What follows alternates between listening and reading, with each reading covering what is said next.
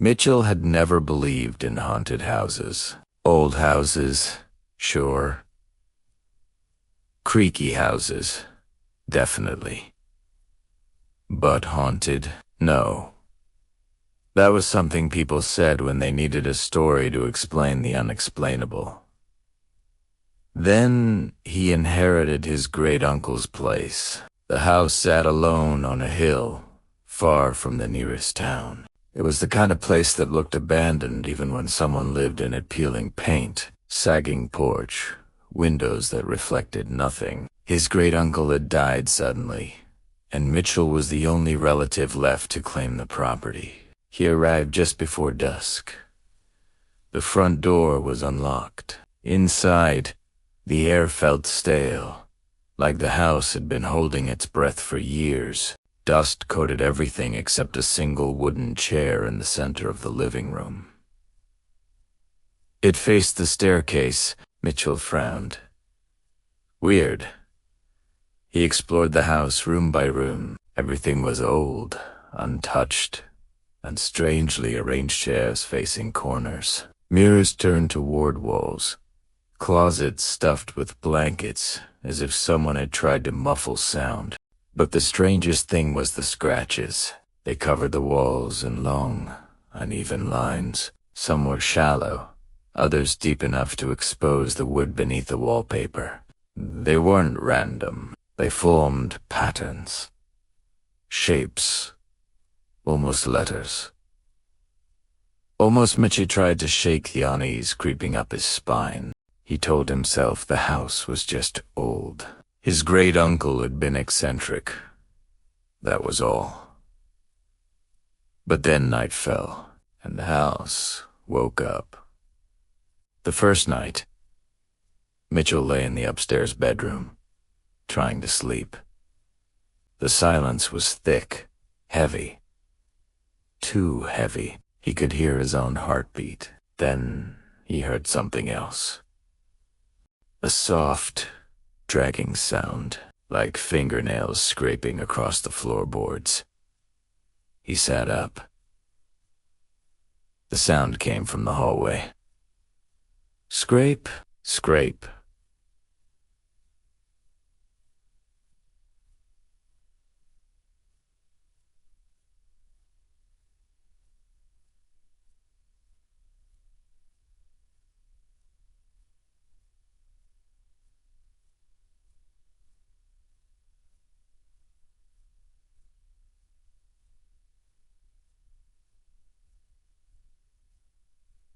Scrape. Mitchell grabbed his phone, but the screen stayed black. Dead battery. He hadn't even used it. The scraping grew louder, closer, until it stopped right outside his door. Silence. Then, tap, tap, tap, tap, tap. 3 slow knocks. Mitchell held his breath.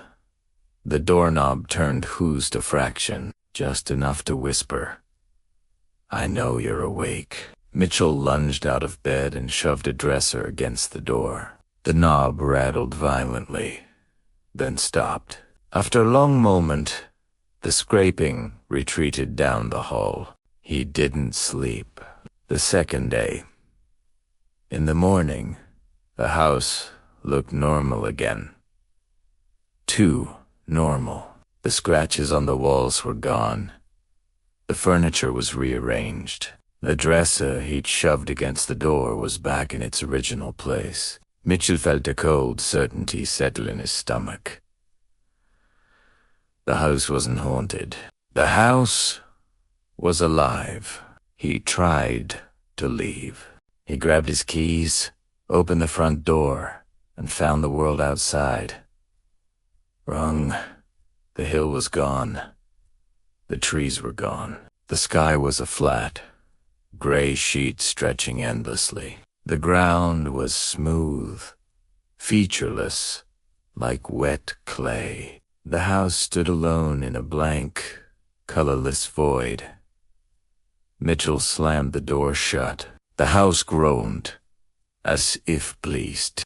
The second night, he didn't bother trying to sleep. He sat in the living room, staring at the staircase. The wooden chair still faced it, waiting. At midnight, the house began to whisper. Not from the walls. From inside them. Voices layered over each other, men, women, children murmuring in a language he didn't know. The whispers grew louder, more frantic, until they formed a single word. Micho. The staircase creaked. Something was coming down. Slowly. Deliberately. Micho backed away as a shape emerged tall. Thin, its limbs too long, its head tilted at an unnatural angle. Its skin was pale and stretched tight, like parchment over bone. Its eyes were hollow, but they saw him. It pointed at him with a trembling finger. You came back. Micho shook his head. I've never been here before. The creature's jaw cracked open wider than it should have. All who enter return. The house remembers its own. It stepped closer. Mitchell ran. The escape that wasn't. He sprinted up the stairs, down the hall, into a room he hadn't noticed before. It was small, windowless, and filled with notebooks stacked to the ceiling. He grabbed one and flipped it open. Every page was filled with the same sentence, written over and over in frantic handwriting. The house does not let go. Another notebook said, IT learns you. Another IT wears you. Mitchell dropped the book. Behind him, the creature whispered, You'll stay. You will remember. He turned, and the creature was gone, but the walls were closing in. Literally. The room shrank, the ceiling lowering, the floor rising. Mitchell shoved his way out just before the door frame collapsed behind him. He stumbled back into the hallway and froze. The house had changed again. The walls were covered in fresh scratches. This time, they formed words. Welcome home, Mitchell. The final night. He ran to the front door. It was gone. The hallway stretched endlessly in both directions. The whispers grew louder, overlapping, desperate. Stay. Remember. Join. Become. The creature appeared at the far end of the hall. Lantern-bright eyes, glowing in its hollow skull. Mitchell backed away until he hit a wall. The creature reached out a hand. The house needs a keeper. It chose you. Mitchell screamed and pushed through a door and found himself in the living room again. The wooden chair was waiting, facing the staircase. He sat. He didn't mean to. He didn't want to, but the house wanted him to. The whispers quieted. The creature stood behind him, placing a cold hand on his shoulder. Now you remember. The house sighed contentedly, and Micho finally understood. The house didn't trap people. It kept them, one by one. Forever. Mitchell wasn't supposed to be on Graven Ridge after dark. Everyone in town said the same thing. The ridge remembers what walks on it. He always thought it was just a local superstition. The kind of thing old people said to keep kids from wandering too far. But Mitchell wasn't a kid anymore. He was a surveyor now, hired to map the ridge for a new construction project. He arrived just before sunset, equipment strapped to his back, boots crunching over frost-stiff grass. The ridge stretched out like a spine of jagged stone, rising above the forest like something ancient trying to break free. He set up his gear. He checked his notes. He ignored the feeling that the ridge was watching him. The first sign Mitchell was halfway through marking coordinates when he heard it. A voice. Soft. Echoing. Repeating his name. Mitchell. Espunarund, expecting to see someone behind him. But the ridge was empty. The wind was still. The forest below was silent. He swallowed hard. "Hello?" The echo answered. "Hello," but it wasn't repeating him. It was mimicking him. Perfectly. Mitchell backed away from the cliff edge. His radio crackled to life, even though he hadn't touched it. A distorted version of his own voice whispered through the static. "Don't look down. It sees you." Mitchell froze. He hadn't said that. The descentee packed up immediately. The sun was gone, swallowed by a thick, unnatural fog rolling up the ridge. His flashlight flickered. 10 Stabiade. He started down the trail. But the trail wasn't the same. The trees were wrong, too tall, too thin, their branches bending toward him like they were listening. The fog muffled everything except the sound of footsteps behind him. Slow. Heavy. Not matching his pace, Mitchell turned his light toward the sound. Nothing. He kept walking. The footsteps followed. He walked faster. They walked faster. He broke into a run. The footsteps stopped. Mitchell didn't. The thing in the fog reached a clearing he didn't recognize. The fog swirled around him, thick as smoke. His flashlight beam cut through it just enough to reveal a shape standing a few meters away. Tall, human-shaped, but wrong. Its limbs were too long, its posture too still, its head tilted at an angle that made Mitchell's stomach twist. He whispered, "Who's there?" The shape whispered back, "Mitchell." His own voice. Perfectly. The shape stepped forward, and the fog peeled away from its face. But there was no face, just smooth, pale skin stretched tight over a skull-like shape. No eyes, no mouth, no features at all. Yet it spoke again. "You left the ridge. You shouldn't have." Mitchell stumbled backward. The faceless thing tilted its head. "You heard the echo. That means it heard you." Mitchell turned and ran. The echo followed as he sprinted through the forest. Branches tearing at his clothes, roots grabbing at his boots. The fog chased him like a living thing. The echo of his own voice whispered from every direction. "Mitchell, come back. You're not done. You're not alone." He burst out of the trees and onto the road. His truck was parked where he left it. Edobe inside slammed the door and jammed the keys into the ignition. The engine roared to life. He didn't look back, not until he reached town. The return Mitchell didn't sleep that night. Every time he closed his eyes, he saw the faceless thing standing in the fog. He heard the echo of his own voice whispering from the ridge. By morning, he convinced himself it was stress, exhaustion, a trick of the fog, until he checked his equipment. His recorder had captured something. He pressed play. Static. Then his own voice, whispering. "You can run from the ridge, but the ridge doesn't run from you." Mitchell's blood went cold. He hadn't said that. He rewound the tape. This time, another voice layered beneath his own. Deeper. Older. Hungry. "We found you." Mitchell dropped the recorder. Something tapped on his window. Slow. Deliberate. He turned. The fog was outside. Thick. Pressing against the glass. And in the center of it, a tall, faceless silhouette stood.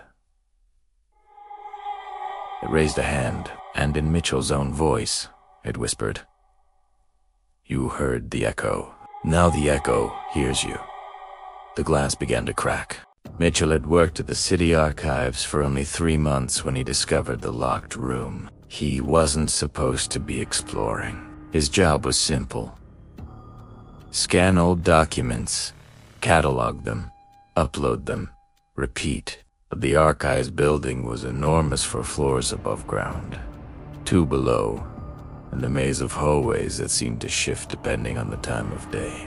People joked that the building was haunted. Michel didn't believe that. Not yet. 1. The door that shouldn't exist. It was nearly midnight when he noticed the door. He'd stayed late to finish a backlog of files. The fluorescent lights buzzed overhead, flickering just enough to be annoying. He walked down the basement corridor toward the break room when he saw it. A door he had never seen before. It was made of dark wood, carved with symbols that looked almost like letters, but not in any language he recognized. The handle was brass, polished, untouched by dust. Above it, a small plaque, read, Room 19 Archival Restricted. Mitchell frowned. Tere were only 18 rooms in the basement. He'd checked the map a dozen times. He tried the handle. It turned. The door opened. 2. The room of impossible files inside. The room was cold. Not basement cold, grave cold. The air felt heavy, like it had been sealed for decades. Rows of filing cabinets lined the walls. Each drawer was labeled with a year, but the years were wrong. 203, 720, 4920, 91217 for dates that hadn't happened yet. Mitchell opened the drawer labeled 2037. Inside were folders. Hundreds of them. Each one stamped with a name. He pulled one out at random. Harper Lucas. Deceased date of death, April 19th, 2037. Kazun determined Micha's stomach tightened. He knew that name. Lucas Harper was his co-worker. 26 years old, healthy, laughing in the break room just hours ago. He opened another folder. Santos, Maria. Deceased date of death, September 3, 2037. Another co-worker. Another friend. He opened a third folder. His hands shook. Michi Reeves. Deceased. Date of death, October 12, 2037. Cause. Archival exposure. Michi dropped the folder. The lights flickered. Something moved behind him. 3. The archivist appears. He turned slowly. A figure stood in the doorway. Tall. Thin. Wearing an old-fashioned archivist's coat that hung like a funeral shroud. Its face was obscured by a veil of black cloth, but Mitchell could feel its eyes on him, cold, ancient, patient. The figure spoke in a voice like paper tearing. You opened a drawer that was not yours. Mitchell backed away. I didn't know. I'm sorry. I'll leave. The figure stepped inside the room. You have seen what is written, and what is written cannot be unseen. Mitchell's breath caught in his throat. What is this place? The figure tilted its head. This is the archive of what will be. Mitchell shook his head. That's impossible. The figure's voice sharpened. Everything is archived, even the future. Especially the future. Mitchell stumbled toward the door. The archivist raised a hand. The door slammed shut. 4. The files rewrite themselves. Mitchell grabbed the handle and pulled. It didn't budge.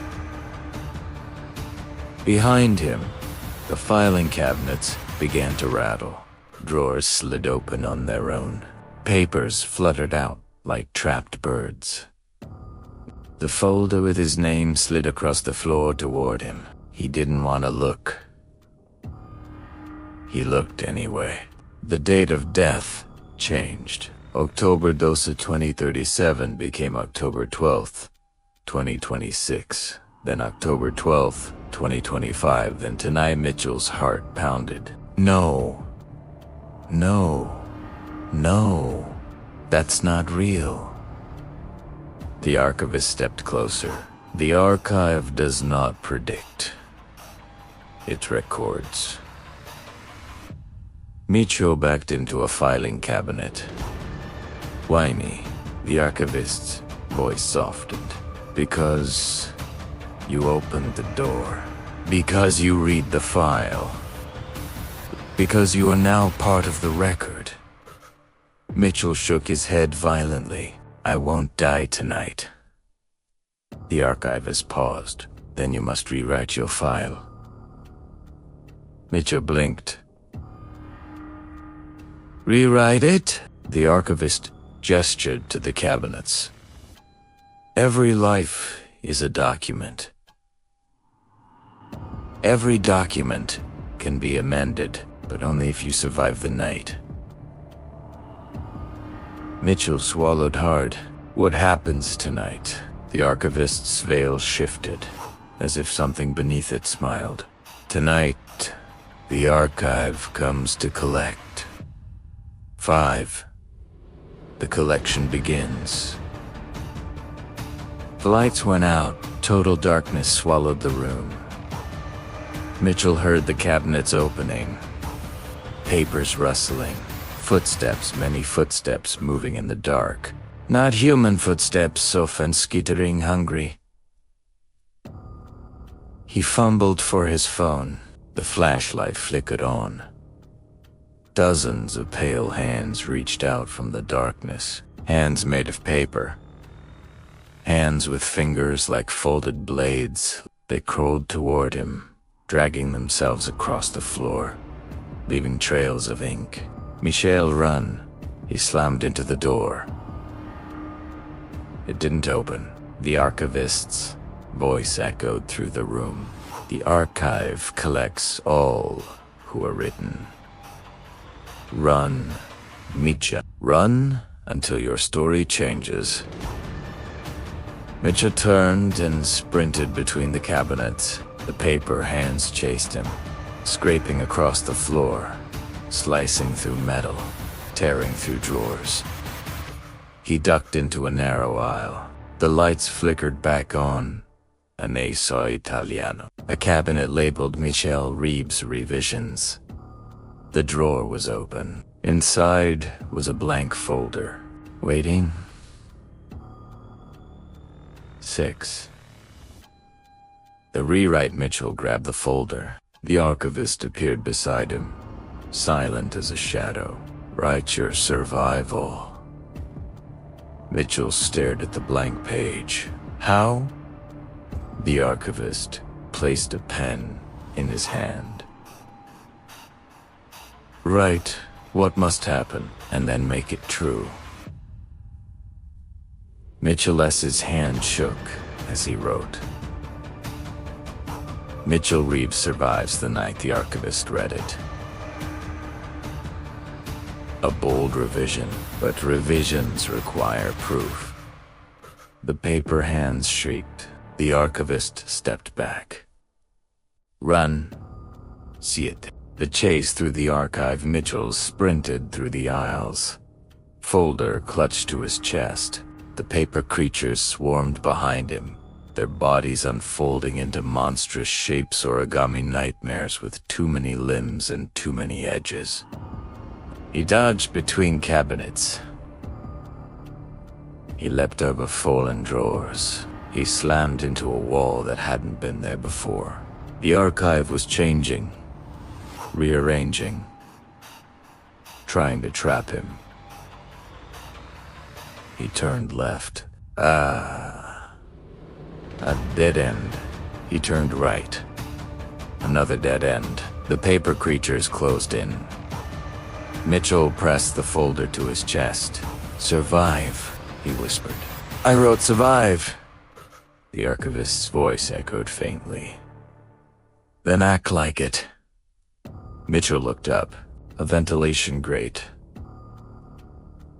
Just big enough. He climbed the cabinet, ripped the grate open, and pulled himself inside as the paper creatures slashed at his boots. He crawled through the vents, heart pounding, breath brigade. Behind him, something crawled after him. Something bigger than the vents should allow. 8. The final rewrite, he dropped out of the vent into the main hallway of the archives. The normal hallway. The one he knew.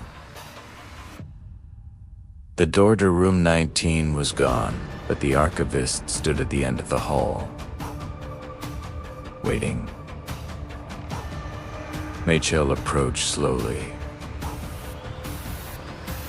I survived. The archivist tilted its veiled head. Not yet. Mitchell held up the folder. I rewrote it. A revision is only accepted if the archive agrees. Mitchell's voice cracked. How do I make it agree? The archivist stepped closer. You must close the record. Mitchell blinked. Close it. The archivist pointed to the folder. Seal it. With truth. Mitchell opened the folder. The words he had written were fading. The paper creatures were crawling out of the shadows behind him. He grabbed the pen. He wrote one final line. The archive never opens room 19 again. The archivist froze. The paper creatures stopped. The hallway lights flickered, and room 19's door appeared one last time. Then it folded in on itself like burning paper. Gone. The archivist bowed its head. The revision is accepted.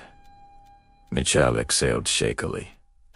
Am I free? The archivist stepped back into the shadows. For now. But remember, Mitchell. Its voice echoed through the hall. Every life is a document, and documents can always be reopened.